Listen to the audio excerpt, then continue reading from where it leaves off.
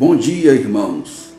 Dando continuidade às nossas lições e estudos sobre o livro de Reis, hoje nós vamos abordar Só o Senhor é Deus.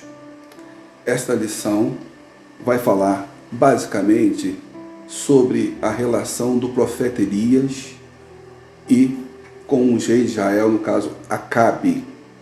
Elias era uma pessoa simples. Elias era tesbita e recebeu a missão para o Senhor para que fosse até Acabe e desse uma notícia. O Senhor dá a missão a quem quer cumprir.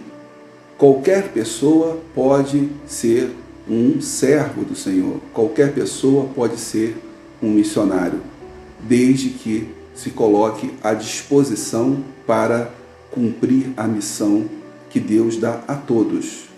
Todos nós somos chamados para servir ao Senhor, independente da nossa cultura e do nosso grau educacional, porque Deus usa o que nós temos e Ele superabunda a sua graça naquilo que nós temos, desde que nós dedicamos a Ele.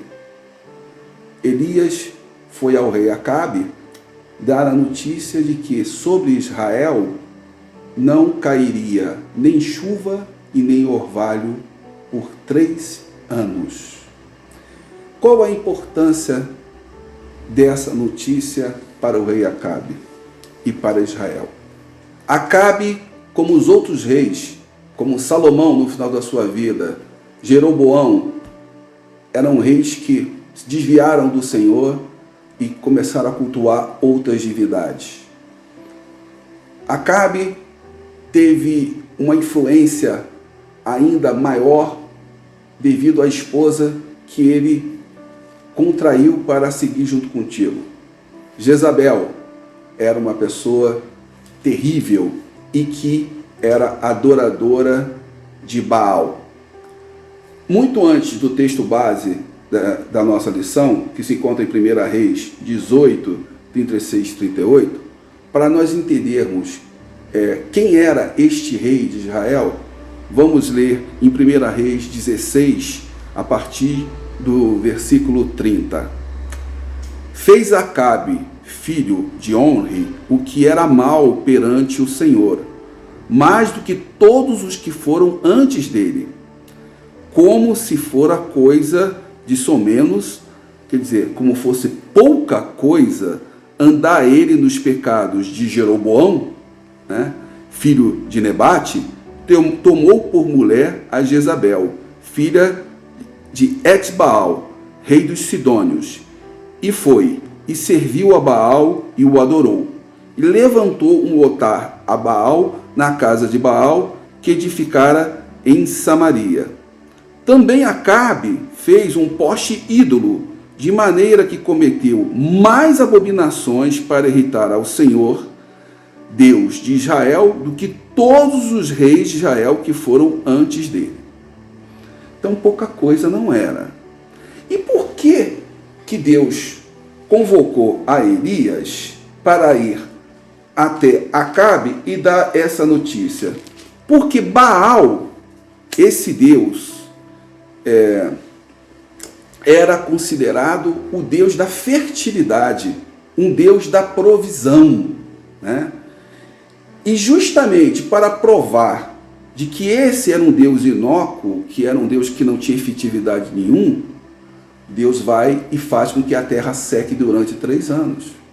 Porque até mesmo se Baal fosse esse Deus da fertilidade, ele daria conta de fazer com que a chuva caísse, que o orvalho caísse e que tivesse o solo condições de ser agricultável, e dar alimentos para aquele povo. Na verdade, o que Deus fez foi chamar ao povo de Israel mais uma vez para a realidade do seu paganismo. E a maneira que Deus escolheu sobre isso foi anunciar ao rei Acabe e a este povo que ficariam 3 anos sem chuva, para que mostrasse ele mais à frente o seu poder e desmistificasse toda essa mística em torno de Baal como Deus da fertilidade. Em 1 Reis 17, nós vamos ver justamente os versículos que vão descrever quando Elias vai até Acabe e anuncia o que iria acontecer. Então Elias, o tesbita dos moradores de Gileade, disse a Acabe, rei de Israel: tão certo como vive o Senhor, Deus de Israel, perante cuja face estou, nem orvalho, nem chuva haverá nesses anos, segundo a minha palavra. Veio a palavra do Senhor dizendo: retira-te daqui, vai para o lado do oriental e esconde junto à torrente de Querite, fronteira do Jordão. Bom, depois que Elias cumpriu a palavra de Deus e foi até Acabe e anunciou o que ia acontecer, Deus foi e fez com que Elias saísse daquela região, porque ele sabia que Elias seria perseguido pela profecia que ele fez, né? E Elias, ele foi justamente por uma terra aonde Baal era o grande Deus, porque Baal era um Deus que estava tendo influência sobre Israel justamente porque este povo não era mais obediente ao Senhor, e porque os reis de Israel, ao tomar esposas dos povos vizinhos, acabavam se misturando os costumes desses povos, né? Mas ao redor de Israel, Baal realmente tinha a predominância daqueles povos que não eram povos pertencentes às 12 tribos de Israel. E o que acontece? Elias vai para a fronteira, na parte oriental, aonde ele fica sendo alimentado por corvos e tendo como fonte para beber uma torrente. Uma torrente é simplesmente uma nascente de água, né? E aí os corvos vinham alimentar pela manhã, trazendo carne e pão para Elias pela parte da manhã e pela noite. Então é muito interessante como que Deus usa e ele mostra o seu poder. O corvo é uma ave que nós não temos aqui na América do Sul, né? É uma ave que nós não temos aqui. Mas o que seria uma ave semelhante ao corvo aqui na América do Sul e no Brasil? Seria a mesma coisa que o urubu, né? Seria a mesma coisa que o urubu. Seria a mesma coisa que o urubu que se alimenta de animais mortos, que estão de putrefações, viesse, no caso, alimentar a Elias, se por acaso ele tivesse numa região parecida com o Brasil. Então, tipo assim, Deus utilizou do corvos, que eram animais que não se alimentavam de bichos mortos, né? Em alguns lugares eles até também destroem também as plantações também, para que fosse, no caso, alimentar a Elias. Contudo, passado um certo tempo, essa torrente, essa mina d'água que alimentava e que dava fonte de água para Elias, ela também secou. Ela também secou, já que não chovia na região perduradamente, e Elias recebe uma ordem do Senhor dizendo que ele teria que ir até uma certa localidade, aonde uma viúva o iria alimentar. E assim fez Elias, né? E aí nós vamos ver essa passagem em 1 Reis 17, a partir do versículo 8. Então veio a palavra do Senhor dizendo: dispõe-te e vai a Serepta, que pertence a Sidom, e demora-te ali, onde ordenei a uma mulher viúva que te dê comida. Então ele se levantou e se foi a Serepta. Chegando à porta da cidade, estava ali uma mulher viúva apanhando lenha, ele a chamou e lhe disse: traze-me, peço-te uma vasilha de água para eu beber. Indo ela a buscá-la, ele a chamou e lhe disse: traze-me também um bocado de pão na tua mão. Porém ela respondeu: tão certo como vive o Senhor teu Deus, nada tenho cozido, há somente um punhado de farinha numa panela e um pouco de azeite numa botija, e veis aqui, apanheis 2 cavacos e vou preparar este resto de comida para mim e para meu filho, comê-lo-emos e morreremos. Elias lhe disse: não temas, vai e faze o que disseste, mas primeiro faze dele para mim um bolo pequeno e traze-mo aqui fora. Depois farás a ti mesma e para teu filho, porque assim diz o Senhor Deus de Israel: a farinha da tua panela não se acabará e o azeite da tua botija não faltará, até o dia que o Senhor fizer chover sobre essa terra. Assim diz o Senhor. E essa mulher obedeceu. E assim aconteceu. Nem faltou azeite para ela e nem farinha para ela, até o dia que a chuva voltou a cair. Então mostra-se primeiro que Elias, antes de tudo, era um homem de muita fé. Muita fé. Mas Elias, mesmo sendo um homem de muita fé, não quer dizer que Elias não sentia as dores e não tinha as dúvidas que todos nós temos no nosso dia a dia. Mais à frente, nós vamos ver alguns episódios onde Elias vai se demonstrar até mesmo deprimido diante de alguns fatos. Dando prosseguimento a isso, enquanto Elias estava na casa dessa mulher, o seu filho, adoeceu e morreu.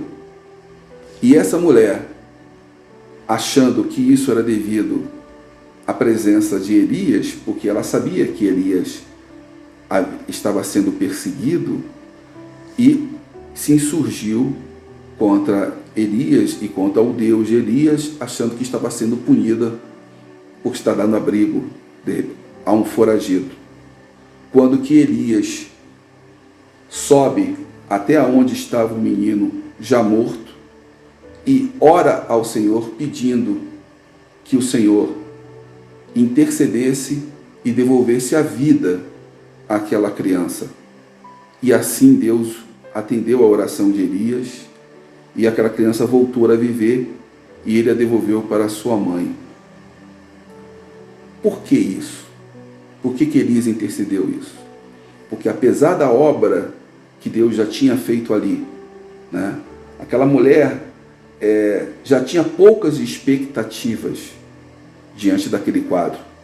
Tanto que quando Elias a procura, ele pede o de comer e o de beber, ela fala que o pouco que ela tinha seria apenas o suficiente para uma última refeição e de que, depois dessa refeição, ela teria certeza que morreria. Então nós já vemos uma situação em que a pessoa não tinha expectativa nem dela sobreviver e o seu próprio filho sobreviver. Deus abençoa aquela casa dando o que ela de comer numa época que ninguém tinha o de comer, salve a vida dela, salva a vida do seu próprio filho, e depois quando o filho adoece, como poderia adoecer qualquer pessoa, independente da fome ou não, e morre, ela culpa o próprio Deus que salvou a sua vida e a vida do seu filho de morrer de fome. A expectativa diante do que ela tinha pela frente era a morte dos dois. Quando acontece a morte do filho com uma doença, ela quer acreditar ao Deus que salvou e deu mantimento para ela, que a culpa seria dele. Mas Elias ora ao Senhor pela sua misericórdia e Deus reverte aquela morte para que aquela mulher não caísse naquele pensamento de que estaria sendo punida porque está dando abrigo a um servo do Senhor. E assim ela foi abençoada mais uma vez, tendo a vida do seu filho. Passado os 3 anos que Elias tinha anunciado a Acabe e que a terra ficaria seca, Elias voltou para dar notícia a Acabe de que a punição seria extinta. Para isso, Elias encontrou com o mordomo de Acabe, que era Obadias, mas Obadias ficou temeroso em levar Elias até Acabe, porque nesses 3 anos Acabe fez de tudo para achar Elias e não o encontrou. E Obadias ficou temeroso que ao levar Elias a Acabe pudesse interpretar que nesse período todo Obadias soubesse onde Elias estava e não desse conta a Acabe do seu paradeiro. Né?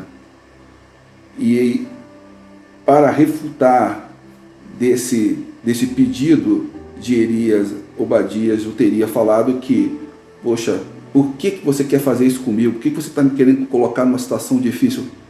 Pois eu acabei salvando, dentre todos os profetas que Jezabel mandou matar, 100 deles, eu escondi 50 de cada vez numa caverna, e agora você está me pedindo, depois de eu ter feito isso, para me colocar numa situação em que eu possa ser visto como um traidor diante de Acabe. Mas Elias insistiu, porque Obadias, ele não tinha a fé de Elias. Né? Então, Elias foi até Acabe, e nós vamos ver isso em 1 Reis 18, né?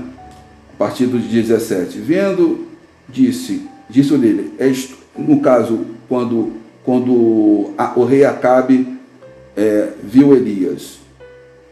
Vendo, disse-lhe, a partir do 17, és tu o perturbador de Israel? Respondeu Elias, eu não tenho perturbado a Israel, mas tu e a tua casa de teu pai, porque deixaste os mandamentos do Senhor e seguiste os Baalins. Agora, pois, manda ajuntar a mim e todo o Israel no Monte Carmelo, como também os 450 profetas de Baal e os 400 profetas do poste do ídolo, que comem da mesa de Jezabel. Quando ele fala Balaíns, são seguidores de Baal. O próprio nome de Jezabel, né, não é um nome que tem uma marca. O significado do nome de Jezabel quer dizer Baal exalta, Baal é marido, esposa de Baal. Então, o próprio nome de Jezabel já dava o desígnio daquilo que ela era. Talvez por isso que ela tinha esse comprometimento tão grande com essa divindade, já que o nome dela era dedicado a essa divindade. Então, Elias joga esse desafio para justamente mostrar que quem era Deus sobre Israel. E aí nós vamos em 1 Reis 18, a partir do 20, ler aqui como que se dá esse desafio que Elias coloca para o rei Acabe. Então enviou Acabe mensageiro a todos os filhos de Israel e adjuntou os profetas no Monte Carmelo. Então Elias se chegou todo o povo e disse, até quando cocheareis entre 2 pensamentos? Se o Senhor é Deus, segui-o. Se é Baal, segui-o. Porém o povo nada lhe respondeu. Era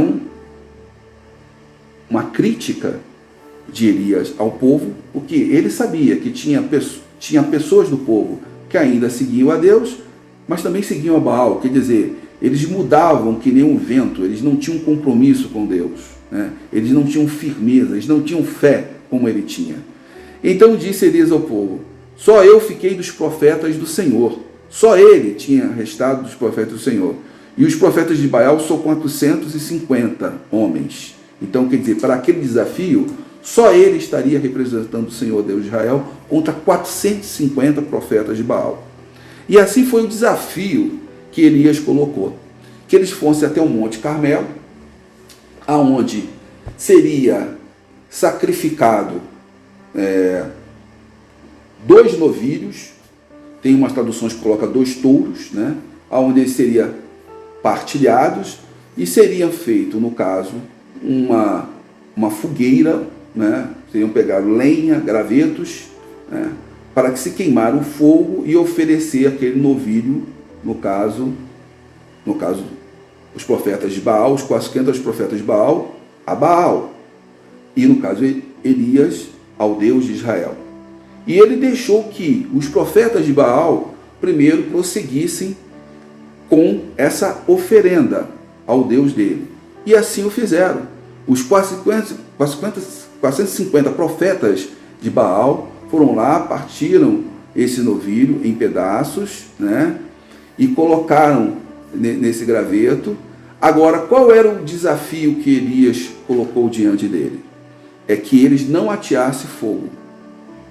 Eles não ateariam fogo. Eles clamariam a Baal, e se Baal fosse Deus, Baal faria o fogo descer do céu, acenderia os gravetos e consumiria, no caso, aquele novilho que ali estava partilhado. E assim o fizeram. E durante noite e dia, aqueles 450 profetas de Baal se emularam, dançaram e clamaram a Baal para que Baal fizesse descer fogo do céu. E nada aconteceu. Nada aconteceu. Eles gritavam, clamavam, dançavam, se emulavam, se jogavam ao chão e nada acontecia. E Elias ainda escarnecia deles. Talvez o seu Deus esteja viajando. Talvez ele não está escutando porque ele está viajando. Talvez seja surdo. E nada acontecia. E aí Elias, depois de ter dado todo o tempo para que aquele sacrifício fosse honrado pelos Baalins e o seu Deus, e nada aconteceu, foi a sua vez. Ele tomou 12 pedras, simbolizando as 12 tribos de Israel, e refez o altar, colocou gravetos e lenha sobre aquele altar. Só que Elias colocou também o novilho partido como sacrifício ao Deus de Israel. Só que Elias, ele fez uma coisa ainda. Ele, para mostrar que o Senhor era Deus, ele chegou e pediu que aquele altar, que aqueles gravetos fossem molhados. Pediu que primeira vez fosse colocado água sobre aquele graveto, uma rodada de água, depois mais uma e mais uma terceira. O que era utilizado naquela época como depósito de água eram cântaros. O cântaro é uma vasilha, feita de barro, uma cerâmica, que ela tinha uma certa variação, entre 12,8 litros e 16,8 litros. Eu fiz um cálculo, a cada vez que aquilo foi molhado, seriam em torno de 67, 68 litros que foram colocados ali. Então, como foram 3 vezes, foram 3 rodadas que Elias pediu que fosse molhado aqueles gravetos, em média foram colocados 202 litros de água sobre aquele altar. E ele ainda pediu que fosse feita uma espécie de uma fossa em torno do altar, e aquela água ainda ficava ali, naquele fosso, a água que escorreu daquilo ali. E então Elias foi e orou ao Senhor e pediu que o Senhor o honrasse. E nós vamos ver isso em 1 Reis 18, a partir do versículo 35. De maneira que a água corria ao redor do altar, ele encheu também de água o rego, que é esse fosso que eu descrevi. No devido tempo, para que se apresentar a oferta de manjares, aproximou-se o profeta Elias e disse: O Senhor, Deus de Abraão, Deus de Isaque, Deus de Israel, fique aqui hoje sabido que tu és Deus em Israel, e que eu sou teu servo, e que segundo a tua palavra fiz todas estas coisas. Responde-me, Senhor, responde-me para que este povo saiba que tu, Senhor, és Deus, e que a ti fizeste retroceder o coração deles.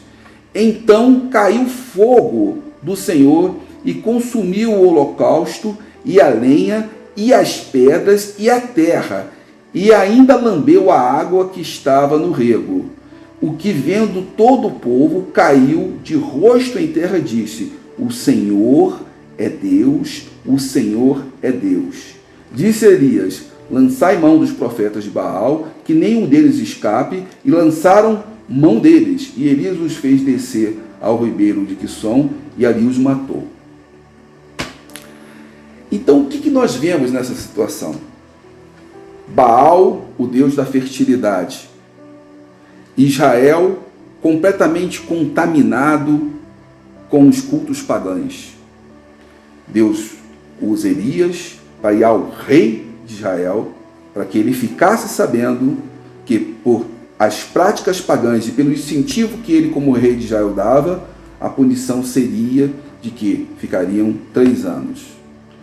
Nesses 3 anos, eles continuaram com o seu paganismo, adorando a Baal, que era o deus da fertilidade, e esse deus foi ineficaz. Depois desses 3 anos passados, Elias vai ao rei Acabe, propõe esse desafio para que Deus fosse colocado à prova, né? E tinha ele sozinho, diante de 450 profetas de Baal. Nada aconteceu quando eles clamaram a Baal, e quando ele clamou a Deus, Deus foi lá e consumiu o altar. Deus não apenas colocou fogo, Deus consumiu o altar. Imagine a temperatura que chegou para que as pedras fossem consumidas. Para que o fogo consumisse as pedras. Você vê até onde que essa temperatura chegou. E ali Deus mostrou que ele era o verdadeiro Deus de Israel. Deus é um Deus generoso. Nosso Deus é um Deus paciente.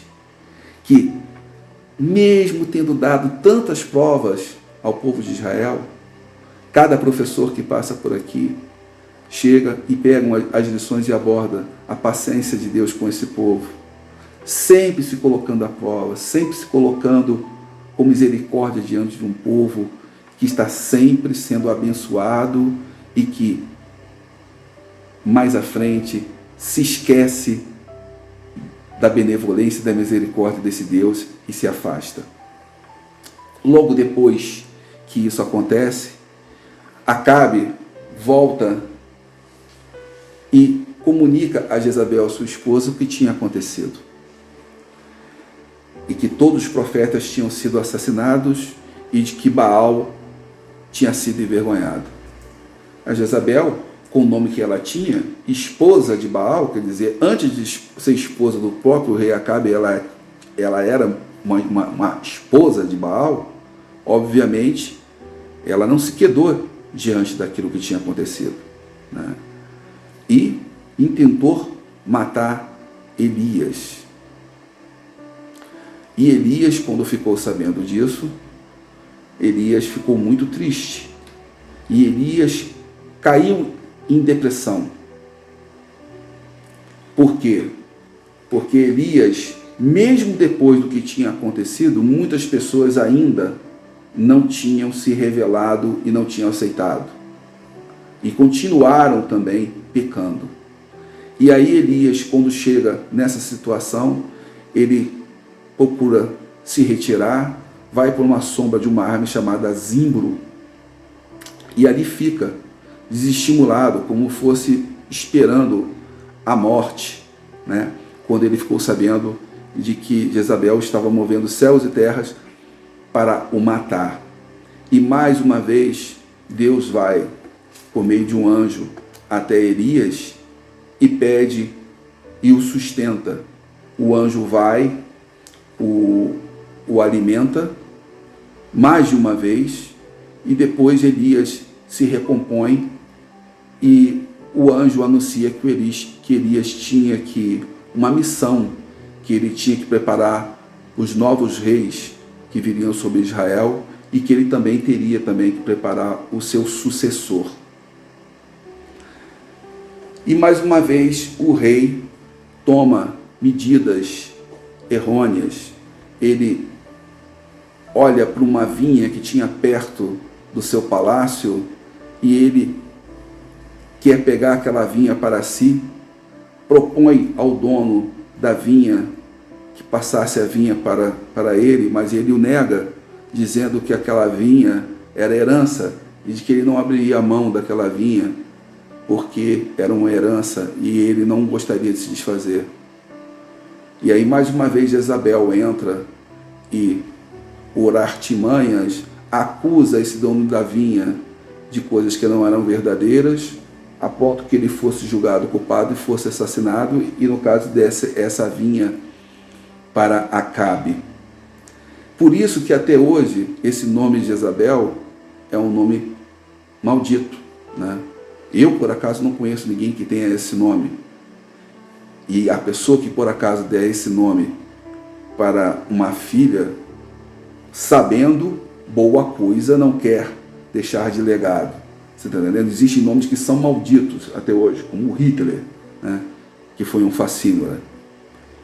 E aí você vê como que Acabe, mesmo tendo a maldade dentro de si, ele também é cercado por uma esposa também que era vil, que quando ele, não diretamente, toma as atitudes maléficas, ele as deixa delegar para que sua esposa o faça, né? Nós vemos exemplos, e nós temos isso tanto na Bíblia como em nossa casa, de que quando nós temos uma esposa que é cristã e uma esposa que é temente a Deus, quando por acaso nós falhamos, quando a nossa fé, por acaso, nos deixa cair ou nos deixa fraco, o fato de nós termos uma esposa temente a Deus é um suporte para que a gente passe por aquele vale de lágrimas, aquele vale de tristeza que pode acometer a qualquer pessoa, como acometeu Elias, né? No caso, Acabe não tinha uma mulher sábia, muito pelo contrário, ele tinha uma mulher vil. E que quando não era ele que cometia os crimes, né? E quando não era ele próprio que era infiel ao Senhor, ela mesma promovia toda essa infidelidade e toda essa dissensão, toda essa separação entre o povo e Deus por meio das suas práticas pagãs. Os profetas são pessoas como nós e experimentam sofrimento por causa da verdade. O que podemos extrair dessas lições é que expressar a verdade do Senhor não é agradável aos ouvidos daqueles que insistem em viver em seus próprios erros e pecados. Nisto consiste uma diferença fundamental entre os profetas de Deus e os falsos profetas. Os profetas de Deus falam a verdade de Deus. E aqueles que amam essa verdade amam também a mensagem e o mensageiro. O falso profeta tem um compromisso de agradar as pessoas e que não amam a verdade. Eles expressam mentiras mascaradas por um fino verniz de verdade. Desse modo, o falso profeta traz uma esperança falsa, enquanto que o verdadeiro profeta traz a mensagem de esperança por meio do arrependimento e da fé. O profeta Elias, ele pôde fazer tudo aquilo porque ele tinha confiança no Deus que ele servia. Ele sabia que Deus, ele era único e que Deus bastava. Por isso, não importa quantas pessoas estão do outro lado, falando contra você se você está servindo ao único Deus verdadeiro. Você não tem que olhar as circunstâncias, você tem que olhar o amor e a sua fé. Quantas vezes na vida nós vamos nos colocar como a única pessoa no meio de pessoas impuras e que servem a outros deuses, e só nós estamos ali tendo um compromisso verdadeiro com Deus. Mas não devemos olhar a quantidade, nós devemos ter a certeza da qualidade, porque o nosso Deus é o único verdadeiro. E basta você para fazer a diferença no meio das outras pessoas. Elias, ele sabia que o fato dele ser um em meio a 450 profetas de Baal não seria um problema, porque aqueles 450 profetas de Baal serviam a um Deus mentiroso, um Deus que era Deus, mas que não tinha poder. Ele apenas tinha a designação, a nomenclatura de Deus, mas ele não tinha divindade, ele não tinha poder. Tem muitas pessoas hoje adorando ainda a Baal. Baal está disfarçado entre muitas coisas. Ele está disfarçado no dinheiro, ele está disfarçado em poder, em bajulações, em vaidades. Baal ainda existe no nosso meio. E graças que Deus também existe. A qual Deus você vai querer servir? Ao Deus de Elias, de Abraão, de Isaac? Ou a Baal ou outros deuses que estão travestidos em outras nomenclaturas? Nunca você estará sozinho, porque você tem em Deus. E nós temos o Espírito Santo. Elias, ele estava sozinho em meio a 450 pessoas, mas ele tinha tudo, porque ele tinha Deus contigo. Assim diz o Senhor. Assim diz o Senhor para você, que Ele pode salvar a sua vida, que Ele pode fazer diferença. E sempre o fará, se você tiver fé nele. Que sejamos, em nosso meio, assim como Elias, uma pessoa temente a Deus, confiante na palavra de Deus, e de que nós possamos sempre fazer a diferença no meio em que tivermos. Em meio à idolatria, em meio à falta de esperança, em meio à falta de fé. Nós temos Deus. E se nós temos Deus, nós poderemos dizer, assim como Elias, assim diz o Senhor, e proclamar este Senhor e as maravilhas que Ele pode fazer e ainda o fará até o dia em que nós nos encontraremos com Ele. Que nós possamos, como Elias, ir aos reis e às pessoas que colocam a sua fé em deuses falsos, em deuses mortos, anunciando o verdadeiro Deus, para que eles possam, aqueles que não conhecem, conhecê-lo, e aqueles que estão afastados, retornar ao aprisco do Senhor, para que eles possam também experimentar e ver como que o nosso Deus é vivo, como que o poder que o nosso Deus tem. Mas para isso, nós temos que anunciá-lo.